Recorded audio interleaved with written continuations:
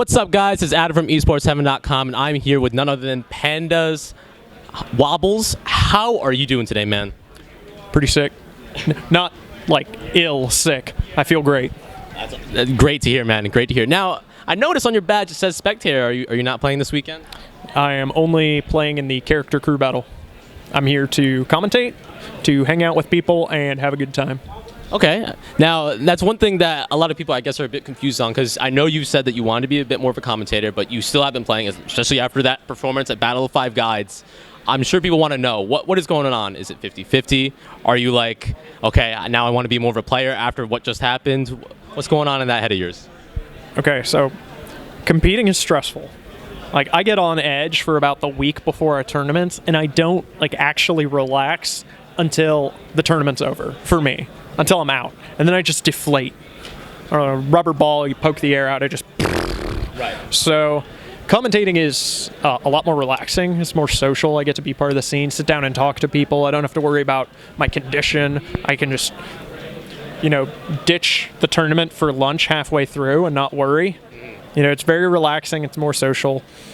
And I would like to be commentator full-time, but since there's so many other good commentators and you can't just schedule one person for the whole thing, sometimes I compete to remind people who I am.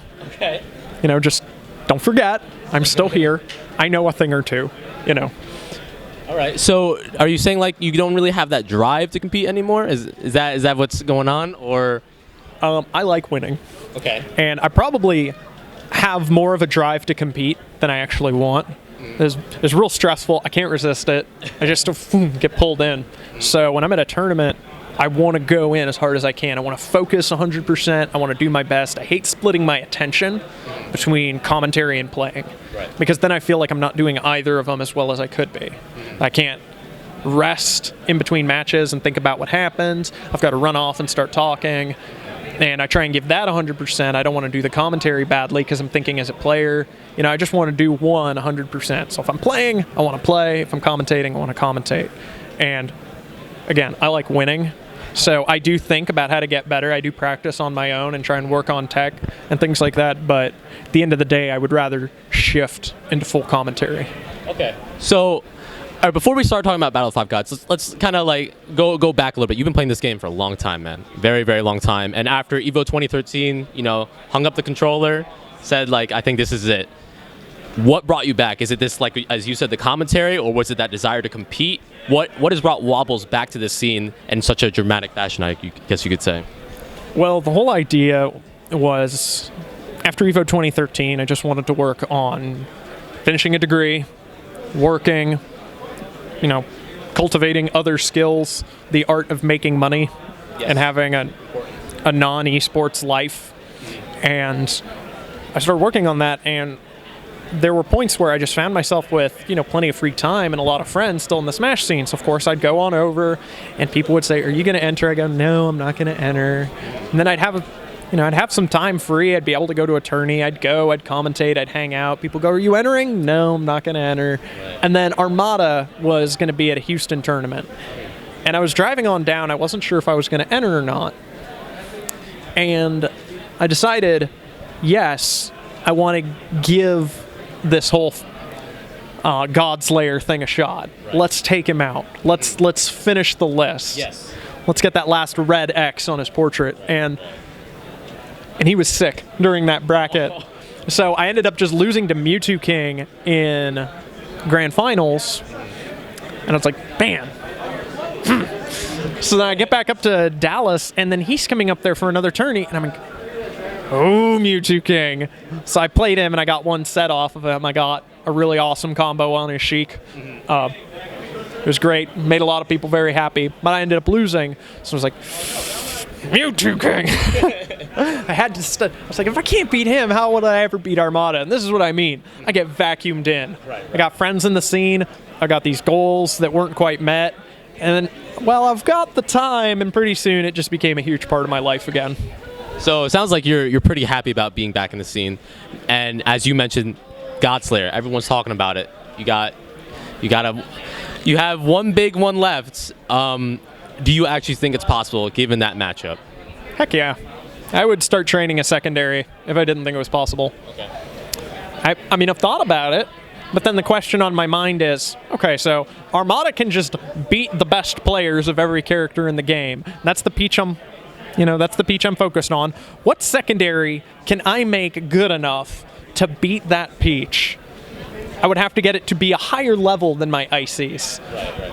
How can I do that with a character like now, after all this time? Or just keep working on my Ices, get better, because I do believe the matchup's winnable.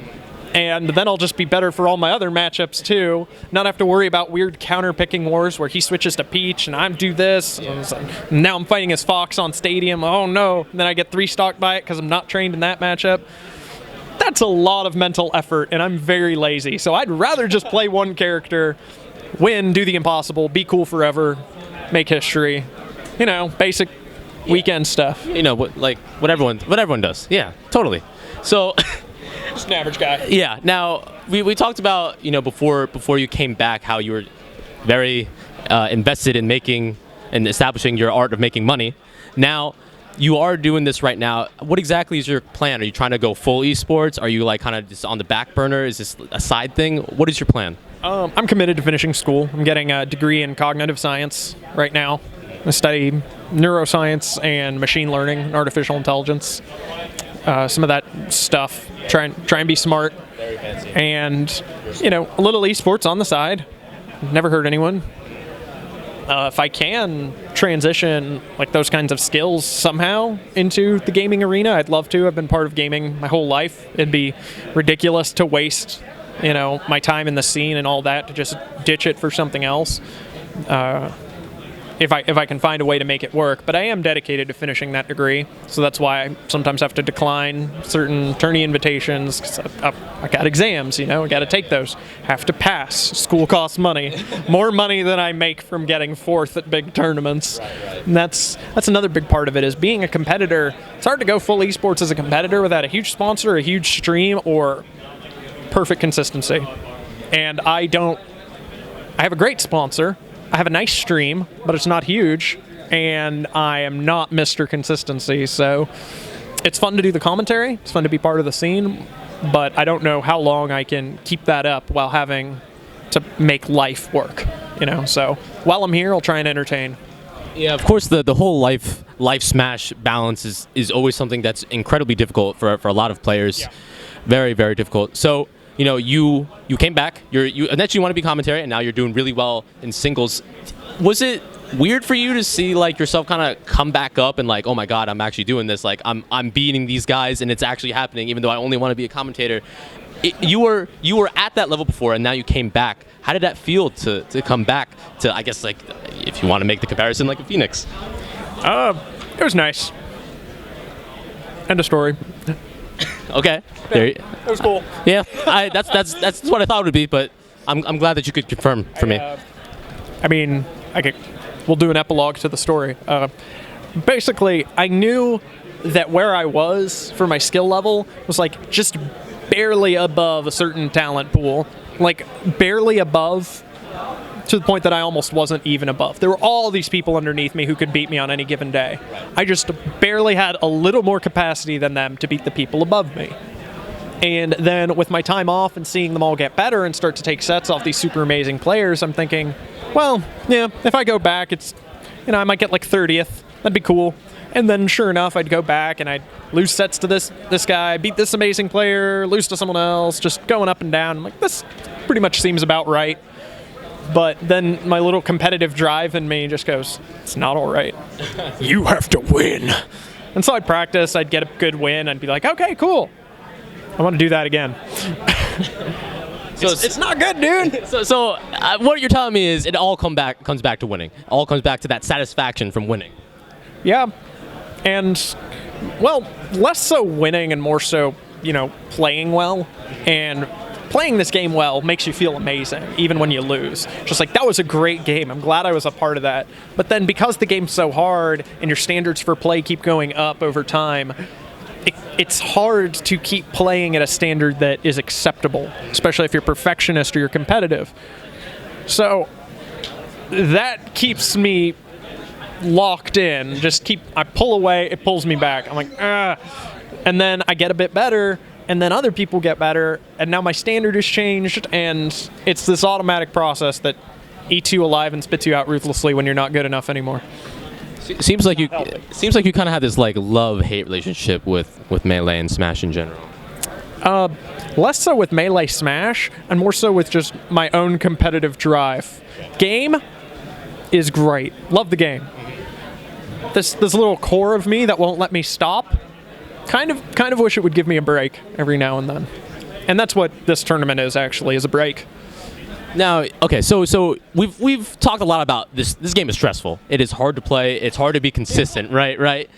And you have been a player that's always talked about like trying to get your mental game on point, trying to increase your mental game, make you stronger, increase your focus. What do you think is the best way to do that, and how important do you think it is beyond just tech skill and getting good at the game and knowing your matchups? Big parts of it are going to be listening to yourself, in the sense that you'll have automatic reactions to things. A little part of your brain or your heart or both says, okay, that's a bad thing. And so then that thing makes you mad. And you just go through without ever examining the little twists and turns in your thoughts that led you to that point. And that's how you can go through a match and suddenly find yourself on tilt at a point of no return. So you have to take your time, really listen to your own thoughts and go, what made me mad? And goes, this. Why did it make me mad? Because I expected something of myself here. It's like, was it reasonable? Well, no. I mean, he's really good. I'm not going to win every time, so let's go back. Everyone makes mistakes. You go back and you coach yourself back through your thought process so that over time you stop getting so darn salty, or you start getting so depressed, or you stop losing focus. And sometimes people's defense mechanism is, oh, well, I'm just having fun. I don't care. So they did care, they started losing, and they go, oh no, I'm just goofing around. And they sabotage themselves and go, see, I'm happy. And then they're not as good as they want to be, and there is that little middle moment where they're like, So you've got to listen to yourself and try and make sure you're staying in a positive mindset the whole way through. And one of the best ways to do that is to play a game, and even if you win, step out of your rotation. Listen to yourself. How do I feel? Am I mad? Why am I mad? What makes me think that way that makes this thing happening to me make me mad? And you just keep doing that. And the nice thing is you end up with a skill that you can carry with you because, you might not take Melee everywhere you go, but you take yourself. So if you improve yourself, then everything you do gets better. Okay, so just a disclaimer. So before this, I was talking to Drug Fox, and now I'm talking to you, and you two are very, very much students of this game. I'm starting to come to realize you both approach it in a very analytical way. You both approach it very, I would guess like the best comparison is like a professional. So my question to you is, I was talking with him, and he said, I don't think dual maining is the way to go. I think you should only focus on one character. And you were just mentioning how you don't think that you should pick up someone to help you against Armada. How do you feel about dual maining? Do you think it's the future, or do you think that sticking with one character is actually the way to go?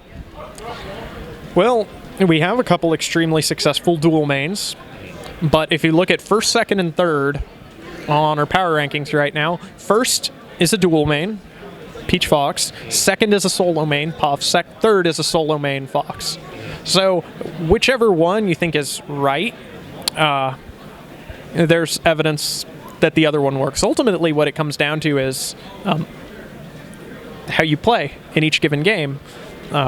Studying matchups, having your pocket for a given matchup can be useful. You have to dedicate yourself wholeheartedly to knowing that matchup, with the risk that you're going to get counterpicked.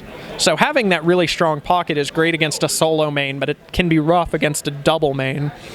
And at the same time, if you're a solo main and you always win this one matchup against somebody, you don't have to worry about anything. What pocket are they going to bust out of nowhere that you can't deal with because you've been dedicated? So it's this weird little circle of going back and forth, and ultimately it does come down to you. It comes down somewhat to your character and how many different approaches they need to take.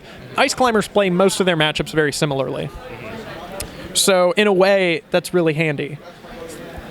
Sheik has to play several different matchups very differently. Okay, yeah. Some she'll be focused on just hopping around and zoning. Some she'll be focused on a ground game. Some she'll be focused on more needles here. This one is like more perfectly spaced tilts. This one is fish for the grab. This one is grab gets me nothing. And that's why it can be really tough to play Sheik at a really high level. It's because you have to dissect each new matchup differently. As Ices, I'm just like, how do they kill my Nana? How do I stop it? How do I get them down here so I can hug them forever? I think that's a huge part of it. If your character naturally has to learn different matchups very differently, then they might be a good candidate for multi-maining. So Sheik Marth, or a Sheik Fox combo. Those sorts of things, we see him have a lot of success.